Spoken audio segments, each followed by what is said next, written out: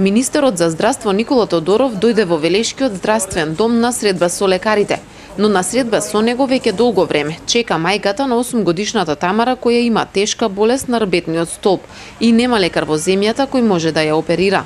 Има многу такви случаи во Македонија за поединечни случаи вака може може да се помогне разговара. Министерството некој? Димовска беше упорна, успеа накратко да му ја каже маката на Тодоров.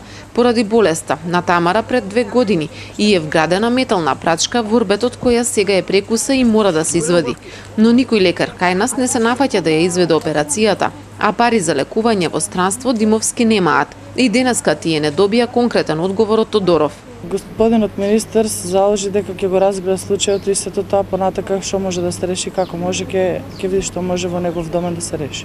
Откако Димовски јавно проговорија за Телма пред една недела, од Фондот за здравство се заинтересирале за случајот. Бидејќи досега Димовски немаат никаков одговор, тие се загрижени за судбината на нивното дете, стравувајќи дека процедурата за бесплатна операција на некоја од приватните клиники ќе трае предолго. Се плашам дека ќе трае многу долго, за сето тоа да се заврши би требало да биде малце да се скрати процедурата, но ќе видиме што ќе биде понатака.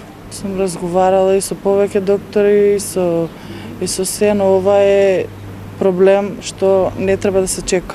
Рбетот на Тамара е веќе искривен, колкото изместен, едната нога е покуса. Девојчето нема уште многу време за чекање, вели незината мајка и моли државата да им помогне.